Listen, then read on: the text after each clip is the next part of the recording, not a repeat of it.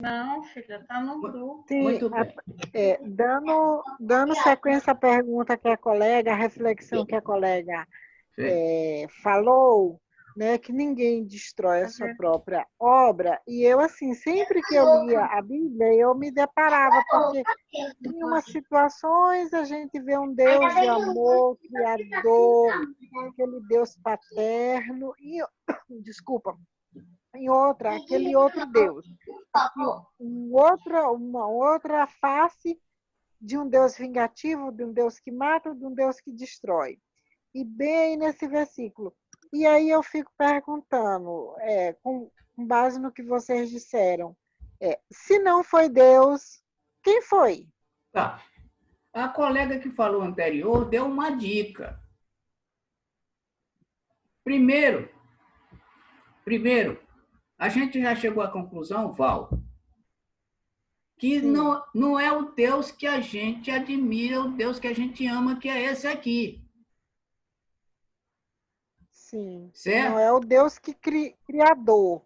Não é o Deus criador. Então, a gente acabou de dizer também de que as pessoas hoje em dia ainda, quando conversam com entidades manifestadas através de outras pessoas, acreditam que elas estão falando com Deus. A mesma Com Deus, Eu sempre ouvi isso, mesmo quando eu fazia parte da Assembleia de Deus, eu via muita gente dizendo, né, que tinha uma revelação de Deus e tal. Pronto.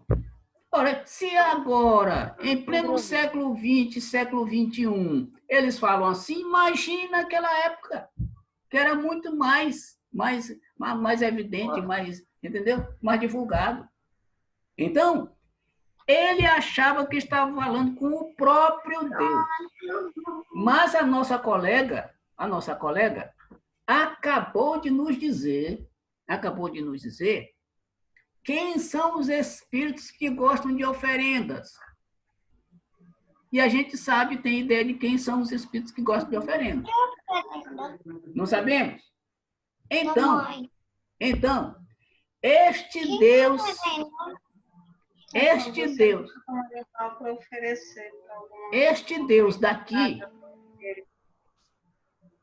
daqui deve ser o mesmo Deus que está com áudio ligado. Este Deus daqui deve ser o mesmo Deus lá de quando Caim e Abel nasceram. Que Caim e Abel. Caim era o quê? Era criador de ovelhas. E Abel era oferenda. E ele aceitava de bom gosto a oferenda de Caim, de Abel, porque Abel sacrificava animais, colocava no altar, assava, e ele se deliciava com aquele cheiro. Aqui também é a mesma coisa. Vocês estão lembrando lá do início? Em que Deus preferia... Olha só. Deus preferia a oferenda de Abel do que a de Caim. Foi por isso que Caim ficou com raiva e matou o irmão. Lembram da passagem? Lembram. Eu só nunca fiz essa ligação nesse ponto de vista. E olha que eu já estudei muitos anos. Mas é porque, olha o seguinte, nós agora somos espíritas. Se nós somos espíritas, a nossa visão vai ser diferente da outra visão, que não tem isso aqui. Você está entendendo? Boa noite, Raimundo. Sim. Então, olha só. Boa noite. Beleza, meu irmão? Estamos firmes. Esse aqui é o... Conseguiu me ouvir bem? Tô te ouvindo bem. Obrigado. Bom, então olha só, minhas amigas, meus amigos. Agora Raimundo entrou, tá? Raimundo, ó, esse aqui é o colega que eu falei para vocês, que eles iam entrar hoje. Os outros dois tiveram algum contratempo, não conseguiram, mas disseram que na terça-feira que vem eles estarão participando. Então, olha só, voltando ao nosso assunto aqui. este Deus bem aqui, que está conversando tete a tete com Noé, só pode ser o mesmo Deus que aceitava as oferendas de Caim e Abel. Ou então, um outro Deus que tinha a mesma tendência. O que eu quero dizer para vocês? Um outro espírito que tinha a mesma tendência. Ou seja, tinha o mesmo nível vibratório, para sentir o mesmo cheiro e gostar do cheiro de carne assada. Churrasco. Vocês estão vendo? Como a doutrina... Esse Deus aí era dos meus, viu? Que eu também gosto de um churrasco. E quem não gosta? Quem não gosta de um churrasco? Então, olha só. Nós estamos começando a perceber, a entender algumas passagens da Bíblia. Por quê, minhas amigas e meu amigo Raimundo? Simplesmente porque nós conhecemos a doutrina espírita, a gente sabe das histórias dos fenômenos espirituais. E sabemos também que até hoje, repetindo, até hoje, nós ouvimos pessoas em pleno século XXI dizendo que falam diretamente com Deus nas suas igrejas. Então, repetindo, se em pleno século XXI tem gente que fala diretamente com Deus nas suas igrejas, imagina o pessoal lá muito tempo antes de Jesus. Perceberam? Minhas amigas e meu amigo Raimundo. É isso que acontece. Então, olha só. É um estudo maravilhoso, espetacular, e a gente está pegando a ideia de cada uma de vocês, porque vocês aqui hoje também, como na reunião passada, muita gente deu ideias maravilhosas que a gente aproveitou aqui. Até hoje eu falo a respeito da história de Marluz, Silvanilde, todo mundo que participou, Denise, falaram algumas coisas que eu imaginei que vocês estavam inspiradas e que, por conta disso, a nossa reunião foi um espetáculo, que ficou todo mundo encantado. E, por conta disso também, as pessoas resolveram, né, aumentar um dia na semana, porque o estudo só uma semana ficava muito, né? É bom, mas com 2 aí fica muito mais interessante. E a gente concebeu na terça e na sexta. Então, vocês estão percebendo que com o conhecimento da doutrina espírita fica muito mais fácil a gente entender o que a Bíblia nos diz. Valdirene, que foi da igreja lá, direto da igreja, foi inclusive casada, se não me engano, com um pastor da igreja. Olha só. E estudava o tempo todo. Muitos anos. Ó, Eu estou aqui procurando como é que eu nunca vi essa ligação. É como se eu estivesse me deparando com uma leitura de um livro que eu não conheço. Olha só, e tá eu vendo? estou aqui. Agora que você está começando a entender a coisa. Agora que você está começando a entender a coisa. Ó, então, olha só. Quanto tempo a nossa amiga que está falando não teve contato direto com a Bíblia? Li isso aqui e não consegui entender. Por quê? Porque não tinha uma base sólida para entender a coisa. Vou repetir a frase de Emmanuel. Emmanuel disse certa vez o seguinte: o Espiritismo é a ciência com a ajuda da qual, aliás, o Espiritismo é a chave com a ajuda da qual tudo se explica de maneira fácil. Então, se a gente tem conhecimento da doutrina espírita, o resto fica fácil de entender. E vocês já perceberam que a gente está entendendo muita coisa da Bíblia por conta do estudo que nós temos da doutrina. Percebemos a maravilha que é a gente estudar este livro baseado no conhecimento da doutrina? É um espetáculo. Eu vou ficar empolgado cada vez que eu passar por esse estudo aqui. Vocês já me viram empolgado e hoje eu estou também bem empolgado com a história e com o livro, com o estudo. Beleza, meninas? Ô, menino também, Raimundo. Beleza. Deixa eu falar uma coisa para vocês, fazendo um parênteses. O nosso companheiro que entrou aqui é Raimundo. Raimundo do Centro Espírita que eu participo. Nos sábados e na quarta-feira nós temos reuniões desse nível, virtual. E ele é estudioso da doutrina.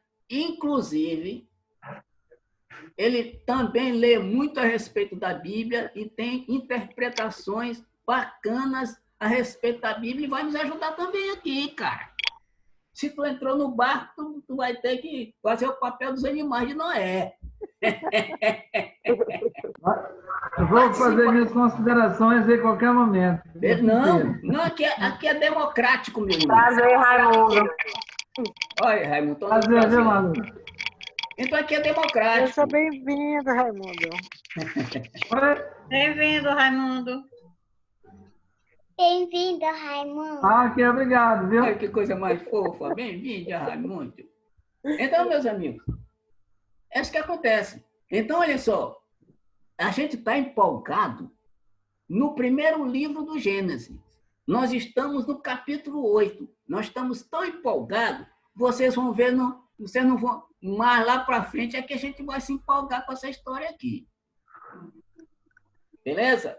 Então vamos continuar. Deu para entender a história de Moisés aqui com Deus, e Deus com Moisés e Deus com Noé? Deu para entender. Este Deus que Moisés conversava, este Deus que Noé está conversando aqui, não pode ser o Deus que nós admiramos. Não pode. Porque o Deus que nós admiramos, ele não tem rituais, não precisa de rituais. Ele não se delicia com cheiro de carne assada, principalmente com o sacrifício dos animais que ele mesmo colocou na arca. Ele está dizendo aqui, todos os animais, limpo e toda ave limpa, o camarada sacrificou em holocausto a Deus no altar. Todos. Mas que coisa mais estranha. Aí alguém vem dizer aí, alguém do grupo diz... E tem um outro lado dessa história, né? Diga. Se ele sacrificou todas as aves, como é que elas voltaram a aparecer se tinha acabado tudo? Se todos tinham morrido. A não ser os que estavam dentro da arca. Quer ver uma outra coisa interessante? Que eu disse para vocês que eu ia voltar ao assunto. É aquela história que lá em cima, infelizmente a Ilmara não entrou hoje. Lá em cima, Moisés, Deus disse uma coisa lá, o seguinte, ele disse que ele, por causa da maldade humana, ele ia destruir as aves, os répteis e os animais, lembram? Lembro sim. Lembra? E eu disse para vocês, o que tem a ver as aves, os animais e os répteis com a maldade do homem, se Deus quer destruir o homem e por de quebra vai matar o resto? Não é estranho? Como é que coisa mais contraditória? Que Deus é esse? Aí entra a história da cobra, Rubens. Mas esse negócio da cobra a gente já debateu aqui.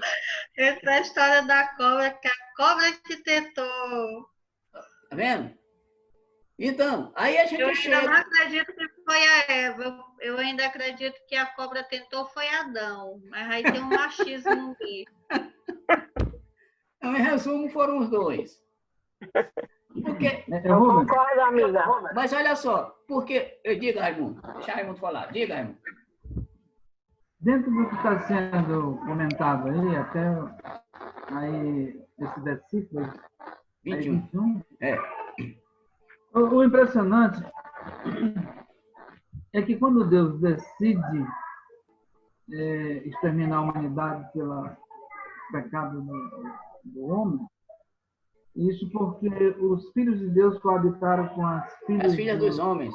Olha, o cara sabe, viu? Diga aí mesmo. Sim, foi isso. E aí parece o sentido é uma coisa estranha, porque Deus parece que ele se arrepende. E que Deus é esse que se arrepende de um projeto, de uma manifestação, né?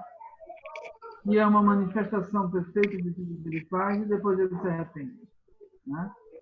E outra coisa, quando ele decide acabar a humanidade e deixa um ser ele parece que perdeu também a capacidade de criação. E de discernimento, né, meu irmão?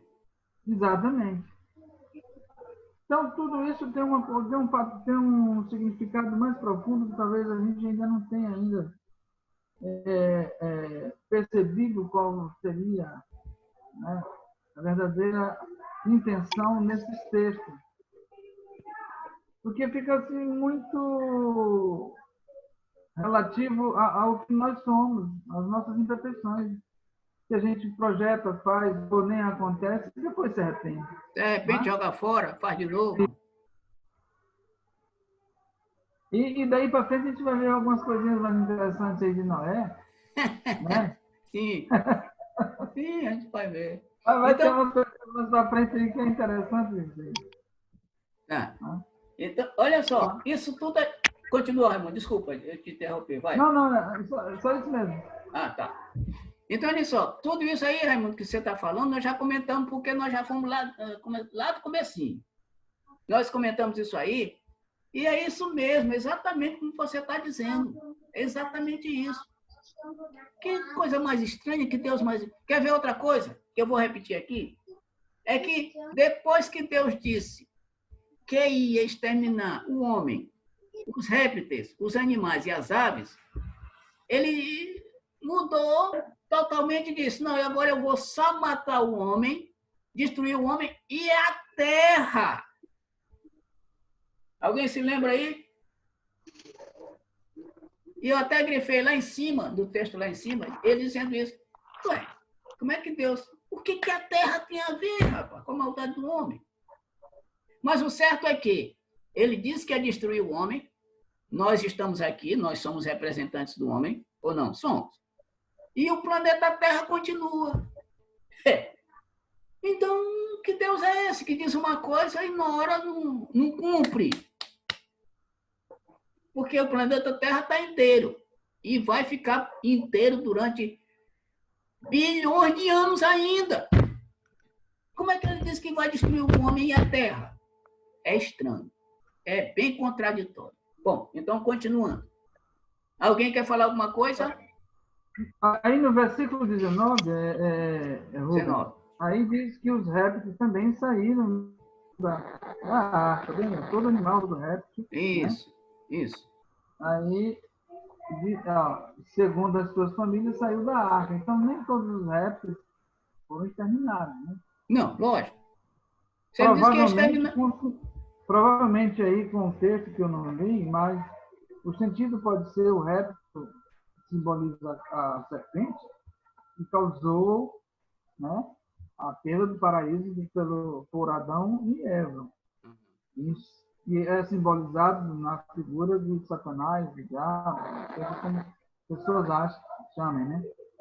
Não, mas sim. A não ser que o réptil que foi exterminado seja o réptil simbólico, a serpente, porque aí no versículo 19 diz que todo réptil também saiu da arca. Né? E tudo que se move.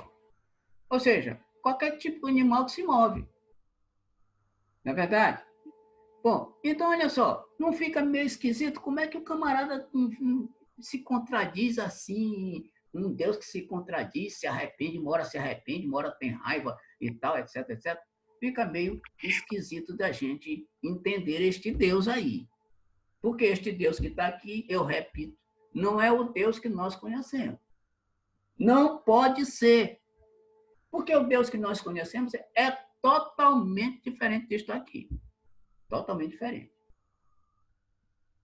Beleza? Continuando, vamos lá. Enquanto a terra durar, olha só o que ele está dizendo aqui agora. Olha só a diferença. Lá em cima ele diz que é exterminar a terra. Aqui ele está dizendo, enquanto a terra durar, não deixará de haver sementeira e ceifa, frio e calor, verão e inverno, dia e noite. Aqui já é um Deus diferente. Aqui já está parecendo um Deus diferente, porque aqui ele está mais maleável. Aqui está mais maleável. Tá? A gente lê os textos lá de cima e compara com este último desse capítulo, e a gente percebe que aqui o cara ainda está mais maleável. Ou seja, este ser que a gente vê Deus aqui na Bíblia, e a gente já chegou à conclusão de que não é Deus. Eu vejo esse parágrafo de uma outra forma. Muito bem. O objetivo aqui é esse, o estudo, a percepção. Eu vejo esse parágrafo da forma em que ele diz que enquanto a terra durar, não deixará de haver sementeira e ceifa, frio e calor, verão e inverno, dia e noite. Ele está dizendo que vai haver coisas boas e coisas más. Né? Coisas boas e coisas não tão boas, ruins. Sim. Né? Sim, perfeito. O bem e o mal. Perfeito. Né? Perfeito. Nesse parágrafo, eu vi isso. Exatamente. Além disso, ele se tornou mais maleável. Né? Além disso, ele se tornou mais maleável. Vai dar, né, frio e calor, vai dar sementeira e ceifa, verão e inverno, dia e noite. Aí se tornou mais maleável. Além do que você falou, tem mais isso aqui. Bom, então, dá a impressão, é a minha visão, não sei a visão dos companheiros, dá a impressão que aqui ele já amoleceu mais um pouquinho o coração. Né? E a gente já até comentou aqui, eu perguntei se Deus tinha sentimento. E nós conversamos a respeito disso longamente. Vocês se lembram, né? Porque o que eu falo aqui, o que eu falo, fica tudo gravadinho. E quando eu preciso lembrar, eu vou lá na cabeça, na cachola, tirar aquilo que está. Até porque tudo se liga uma coisa com a outra. E está tão fresquinho na cabeça da gente que não dá para esquecer muitas coisas que a gente já leu, já estudou e já debateu tanto que já fica grudado aqui na cachola. Continuando. Diga, Raimundo, diga. Esse versículo 22, ele é uma sequência do 21. Sim. Tá? Ó, sim. No 21, Deus sentiu o cheiro. Certo. Né? Se agradou disso no seu coração e aí começou, bom, já não vou mais fazer o que eu fiz com o homem, porque o homem é mau desde pequeno. Né? Uhum. E aí, no final, diz que ele não vai tornar ferir todo vivente como acaba de fazer. Então, ali ele já estava, né, maleável. Comprazido com aquela oração toda. Já foi dizer, bom, então agora a terra já também não vou mais. Pronto. Não vou exterminar a terra. Ou seja, dissolver o planeta, poderíamos pensar assim. Mas aí vai ter a semente feita, o frio e calor de noite, como faz parte do projeto desse sistema planetário que é o que nós vivemos na terceira dimensão. Então, a gente já vê que é uma sequência do outro versículo que Deus já começou a se abrandar, já, né? Nós fazemos uma oferenda. Isso. E aí vamos, digamos assim, acalentar o coração do Criador para ele ser mais benevolente com a gente. Mas, Raimundo, tu falaste... Diga, continua. Desculpa, Raimundo. Não, só isso mesmo. Tá. Mas, Raimundo, quer ver? Com relação a isso aqui, tu me falaste, me inspirou uma outra coisa aqui. O que tu me falaste, me inspirou uma outra coisa. O que foi que fez esse Deus ficar maleável? Foi o quê? O cheiro do sacrifício de todos os animais da árvore. Os limpos. Os animais limpos e os animais e as aves limpas. Todos. Então, era muito animal e muito cheiro de churrasco. Então, abrandou o coração do Deus e ele começou a falar tudo isso aqui até concluir no 22. Beleza? Se alguém quer dizer mais alguma coisa e complementar, o estudo é para isso. Todo mundo tem que dar sua ideia quando a coisa fluir na cabeça, joga para fora e a gente analisa aqui, mastiga e engole. Porque o que eu estou falando aqui para vocês é simbólico. Esse mastigar e engolir, ou seja, é deglutir, colocar na cabeça, na memória e no coração. Beleza, minhas amigas e meu amigo Raimundo? Continuando, então. Bom, Gênesis 9. Abençoou Deus a Noé e a seus filhos, E disse-lhes: frutificai e multiplicai-vos, e enchei a terra. Terão medo e pavor de vós todo animal da terra, toda ave do céu, tudo que se move sobre a terra, e todos os peixes do mar nas vossas mãos são entregues. Ou seja, o que ele está dizendo aqui? Ele está dizendo que o homem, ele deu capacidade para o homem dominar todos os animais. Ele está dizendo aqui, ó, eu dou para vocês a capacidade de dominar todos os animais. Bom, ele deu a capacidade, mas para ele dominar todos esses animais, ele tem que usar o quê? Aquilo que ele tem de maior sobre os animais, que é a inteligência. Para que ele possa dominar todos esses animais, é lógico que tem uns que vai ser mais difícil. E como tem uns que vai ser mais difícil e muito difícil, ele vai ter que usar o quê? A inteligência. E a inteligência Deus nos deu a serviço da nossa evolução, não é isso? E aí nos deu a inteligência para que a gente possa superar as nossas dificuldades. Como a gente estava conversando no início com o Val, que o Val está passando por algumas dificuldades, eu disse para ela, minha amiga, Deus nos dá dificuldades para que a gente tenha capacidade de superá-las. E quando a gente busca a superação das nossas dificuldades, nós estamos treinando o nosso raciocínio, treinando a nossa capacidade de sair dos problemas. Quanto mais dificuldade temos, mais nós vamos ter que usar a cabeça e os outros que aparecerem mais fácil nós começarão a dominar, porque a gente já tem experiência de como dominar e de como superar os nossos problemas. Verdade. Beleza? Algum comentário mais? Senão eu vou prosseguir. Raimundo, Marluce, Denise, Eu concordo. Tá tudo Concordo tranquilo? que toda dificuldade é para que a gente cresça Pronto. e evolua. Pronto. Verdade. Então vamos lá. Tudo quanto se move e vive nos servirá de mantimento, bem como a erva verde, tudo vos tenho dado. Olha que coisa interessante. Ah, que pena. O sistema está dizendo que nós só temos mais 10 minutos. Tá. E nesse intervalo, antes de encerrar, antes de fechar, eu vou aproveitar para olhar aqui o relógio e antes fazer a nossa prece de encerradura, ou encerramento, para que a gente volte na próxima terça.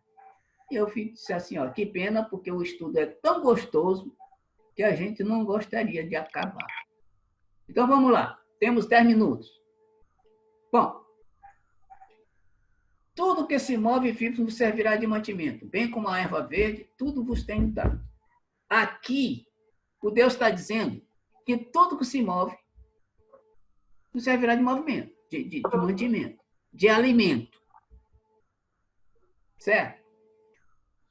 Bem, mais embaixo, tem uma outra coisa que ele diz, tem uma certa contradição, mas vamos ver o que ele diz. A carne, porém, com sua vida, isto é, com seu sangue não comereis. Que lindo, que maravilhoso.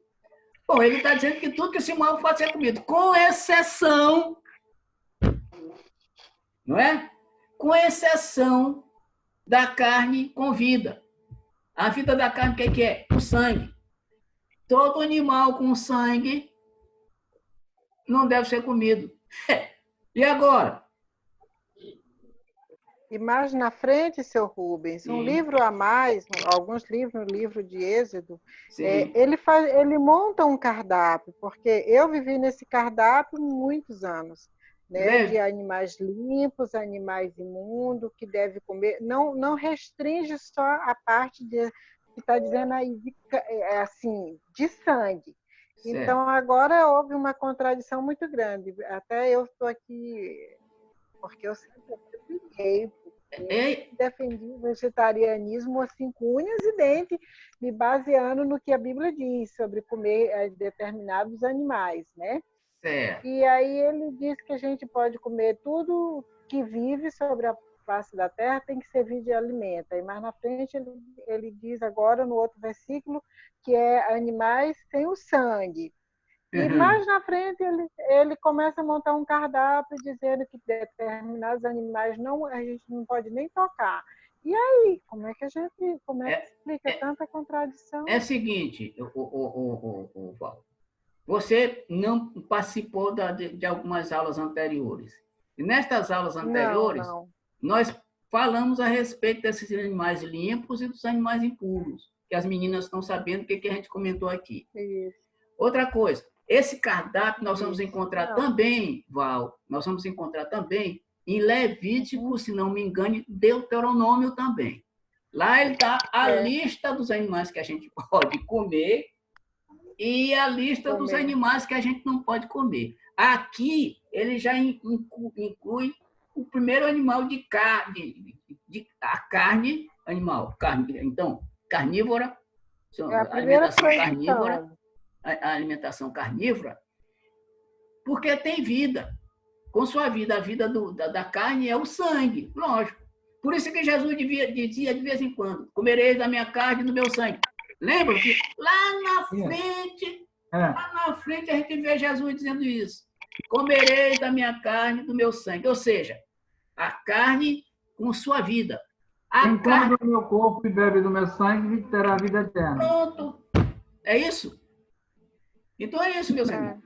Nesse versículo 3, Rubens, sim, nós teremos que convir que os chineses têm razão, porque eles comem tudo que se mexe. Isso. Não estão dentro do que a Bíblia fala. Tá, mas olha só. Agora, no versículo 4 que tu colocaste aí, eu vou chamar a atenção para um pequeno detalhe. A gente tem um prato muito conhecido na nossa culinária nordestina, que é a galinha na cabidela, ou seja, é o sangue da galinha que é feito junto com a carne. Galinha não põe molho pardo. Galinha molho pardo. A gente não pode fazer. O que está no 4 é a gente comer o alimento com o sangue feito como o sarapatel, que a gente faz, que é o sangue com os miúdos do porco. Isso. Normalmente um porquinho, o pessoal faz isso muito pelo interior, que é o sangue coagulado com os miúdos. Pronto. No versículo 4 está dizendo que não é para se comer o sangue, porque o sangue tem um sentido da vida. Então, olha só. Continua, Raimundo, desculpa. Com referente ao sangue, nós temos os irmãos de uma congregação religiosa evangélica, que eles não dão o sangue para ninguém, porque o sangue é vida, e isso, nesses textos bíblicos, eles fazem exatamente essa opção de não fazer a doação de sangue para ninguém. E nem recebem também transfusão de sangue de forma nenhuma, nem recebem nenhum. Muito bem. Minhas amigas e meus amigos, é o seguinte, a conversa está boa, mas nós vamos encerrar. Na terça-feira que vem... Diga. Oi. Eu vejo assim, que na Bíblia, nessa escrita, nós temos duas opções. Ou nós temos muita metáfora,